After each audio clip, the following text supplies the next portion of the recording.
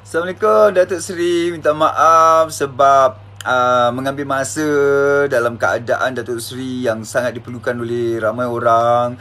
Ambil sedikit masa untuk bersama dengan saya. Ni Datuk Seri nak tanya macam mana dengan kadar patuhan orang-orang kita ni lah pada arahan duduk dalam rumah ni, Datuk Seri.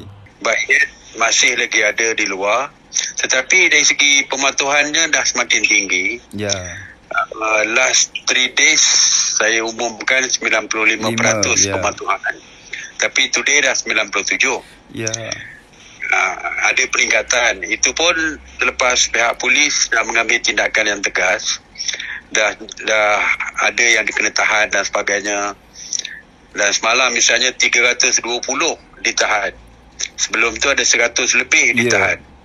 Jadi bermakna mungkin selepas tindakan tegas tu rakyat mula mematuhi lah. Cuma saya kata tu tak perlu sampai kena ditahan sebab kita sendiri tahu bahawa kerajaan buat ini untuk melindungi diri kita sendiri. Ya, betul. Untuk melindungi keluarga kita. Jadi kenapa kita perlu berdegil sampai ditahan polis dan sebagainya, which is tak perlu pun. Pandangan Datuk Seri sendirilah, dia tak rasa macam ATM atau PDRM ni lebih bersifat mesra dengan orang ramai pada ketika ini?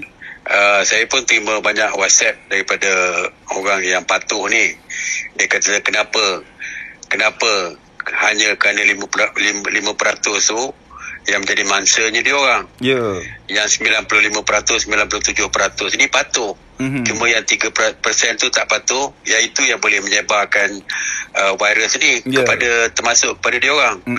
Jadi memang daripada awal lagi kita dah keluarkan arahan bahawa peringkat awal biarlah atas dasar nasihat, cara berhemah dan sebagainya. Tapi boleh sampai semalam dan kemarin, saya rasa tidak ada nasihat lagi.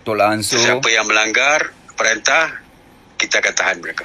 Ni ada cadangan juga Datuk Seri. Dia katakan selalu tiap-tiap hari bila kita tengok di berita, dia orang akan taruh situ data laporan kematian berapa orang, jumlah kes baru berapa orang, yang sembuh berapa orang. Rasanya boleh menjadi kebaikan tak kalau diletak jumlah tangkapan berapa orang?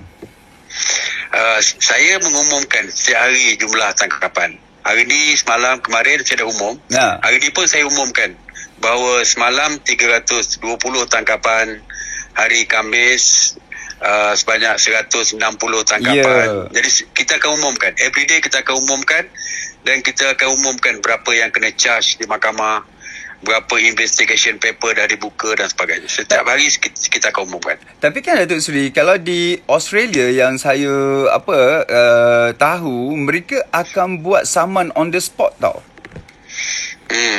Betul. Saya percaya perkara ni mungkin akan dilakukan sebab kita dah tetapkan. Peraturan tu memang menetapkan berapa jumlah saman yang boleh dikenakan. In fact, boleh dipenjara selama 2 tahun pun kalau engkau.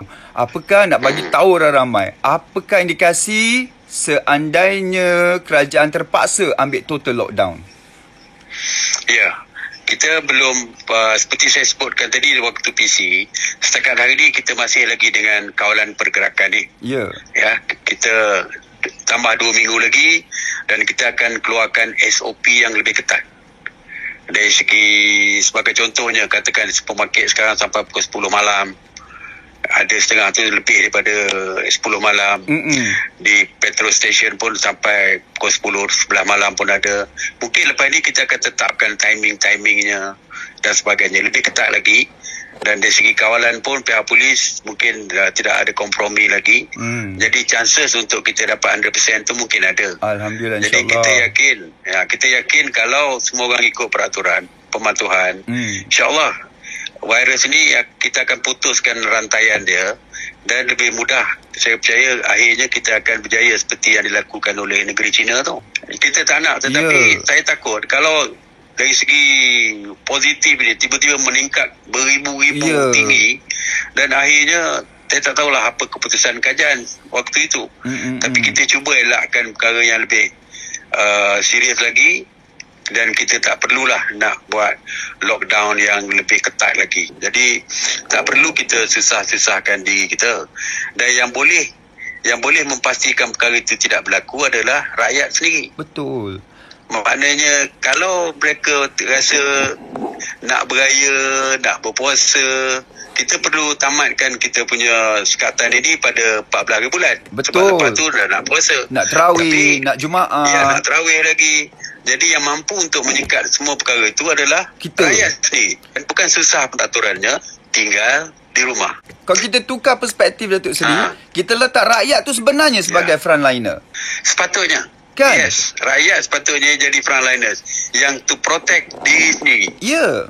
Tak perlu orang lain tolong protectkan kita untuk kita. Sekarang ni kita gunakan frontliners, polis, tentera dan sebagainya untuk memastikan kita terselamat. Ya. Sepatutnya rakyat itu sendiri yang menjadi frontliners untuk protect diri sendiri, keluarga dan masyarakat di sekitar. Dan pada waktu yang sama, kita protect negara tu tanggungjawab kan? Yes, kita protect. Kalau kita di rumah, mana kita protect keluarga kita. Kalau kita di kampung, dalam satu komuniti, kita protect seluruh komuniti bersama di keliling kita. Dan kalau semua buat perkara ini, maknanya kita semua protect seluruh rakyat di negara kita. Itulah saya selalu terfikir, orang selalu memikirkan frontliner adalah pejuang-pejuang kita ya, sememangnya mereka adalah wira, mereka adalah pejuang. Tapi yang tidak menganggap diri mereka frontliner ni, mereka bukan rasa mereka dalam zon perang. Mereka rasa bahawa mereka ada orang yang nak menjaga mereka. Yes. Saya setuju sangat. Kalau rakyat sedar perkara ini, mereka lah yang sepatutnya menjadi frontliners untuk melindungi diri, keluarga, masyarakat dan rakyat seluruh negara. Okey, Datuk Seri, akhir sekali Datuk Seri, ini soalan ni lari sikit. Masa hari tu, semasa memimpin doa, kita dapat rasakan PM sebab dengan apa yang menimpa Malaysia. Sebagai Menteri Kanan, PM ada kongsi apa-apa tak pasal kesedihan dia, Datuk Seri? Dia tidak berbincang, tetapi memang spontaneously perkara itu timbul di atas rasa keinsapan dia mengenang nasib rakyat ketika ini, dan tanggungjawabnya adalah terlalu besar untuk memastikan rakyat terselamat. Jadi sebab itu saya rasa dia sebab apabila membaca doa tersebut. Allahu Akbar. Terima kasih Datuk Seri kerana Seri sama dengan saya. Datuk Seri berjaga diri. Doa kami rakyat Malaysia yang akur ini ya, dah 97-98% akur ni, kami doakan supaya kita sama-sama menuju ke hari raya. Ya. Sama-sama kita berdoa agar Malaysia terkeluar dan terselamat daripada COVID-19 yang sedang melanda. Itulah sebenarnya hari raya yang kita nantikan. Ya, betul. Setuju. Terima kasih Datuk Seri. Assalamualaikum. Terima kasih di atas panggilan. Assalamualaikum warahmatullahi wabarakatuh. Assalamualaikum warahmatullahi.